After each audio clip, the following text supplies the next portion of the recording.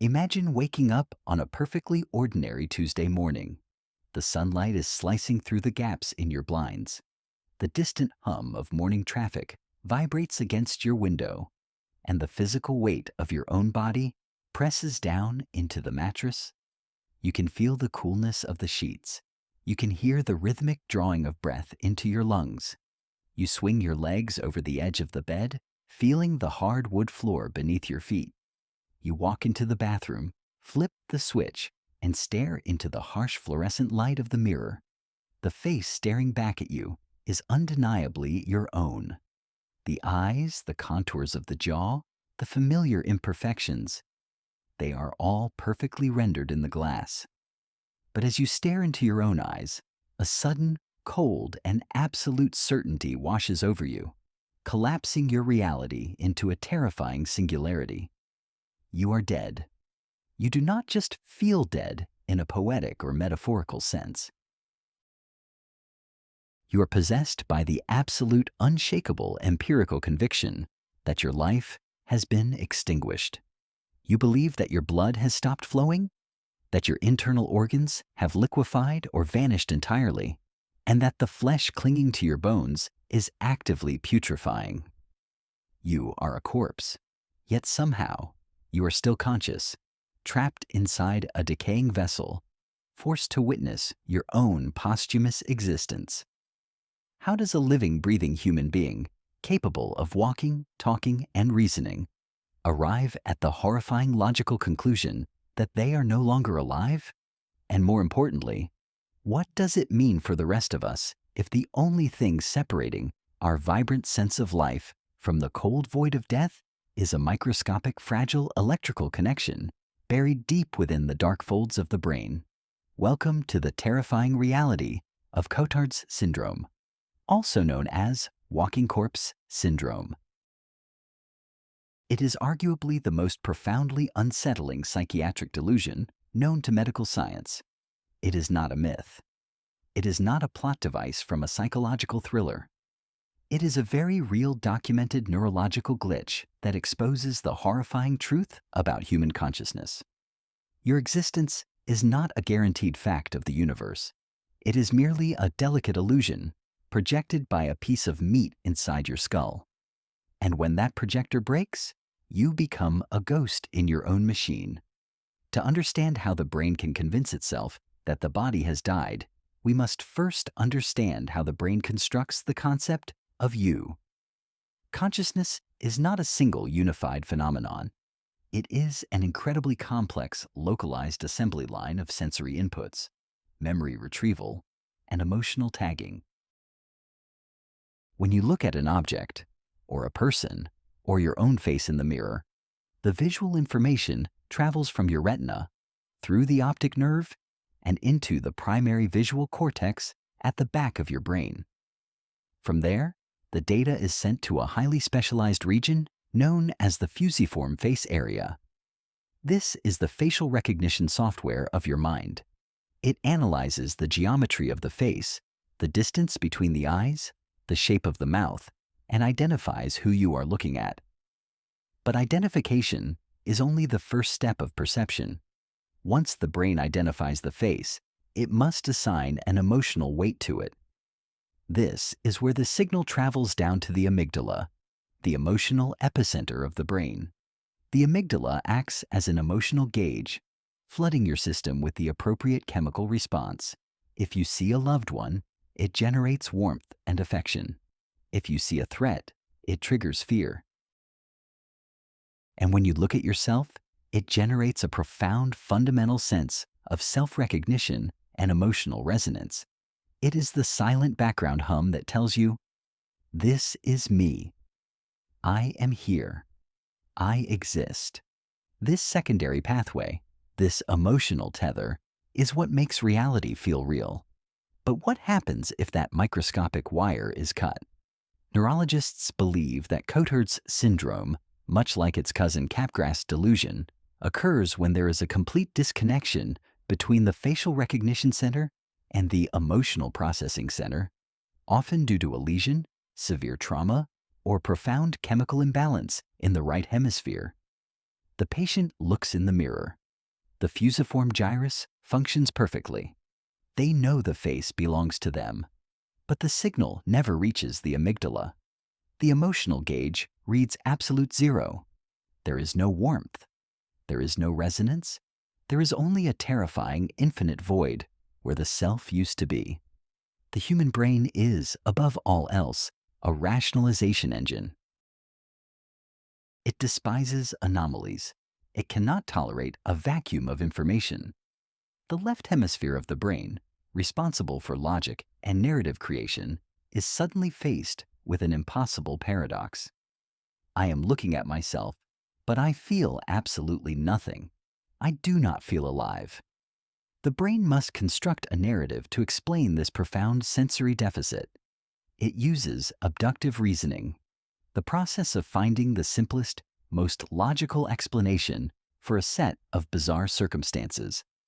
If a person feels no emotional tether to the world, if they feel entirely disconnected from their physical form, if their internal landscape is completely devoid of the warmth of existence, the left hemisphere makes a horrific, yet perfectly logical deduction. I must be dead. The delusion is not a hallucination.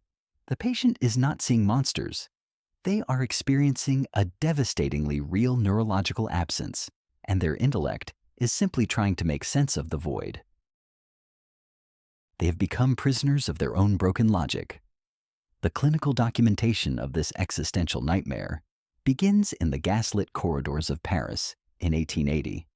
Neurologist Jules Cotard was presented with a patient whose affliction was so baffling, so utterly devoid of precedent, that he initially termed it le délire des négations, the delirium of negations.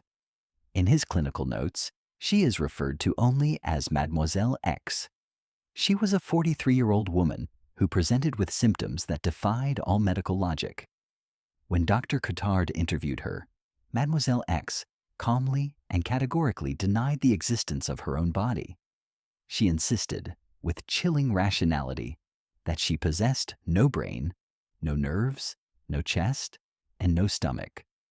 She claimed that she was nothing more than a hollow, decomposing shell of skin and bone. But the horror of Mademoiselle X's condition did not stop at mere bodily denial.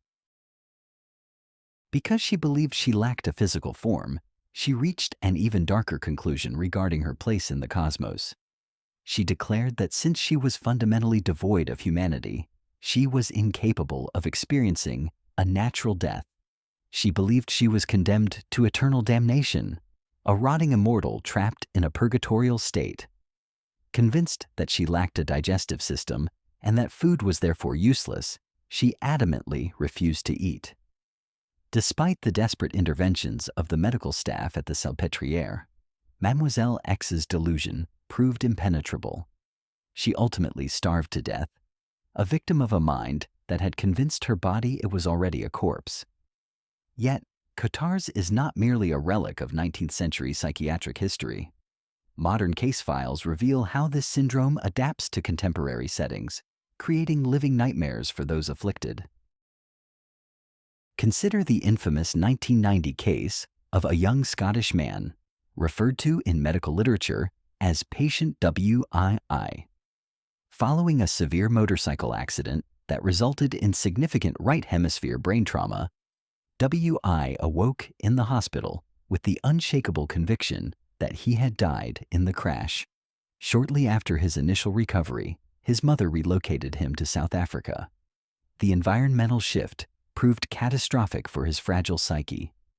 When WI experienced the oppressive, unrelenting heat of the South African climate, his damaged brain incorporated this sensory data into his existing delusion. He concluded, with absolute certainty, that he had not only died in Scotland, but that he had been sent straight to hell.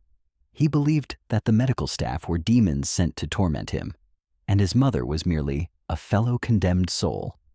The manifestation of Cotard's can drive patients to behaviors that mimic the very death they believe they are experiencing.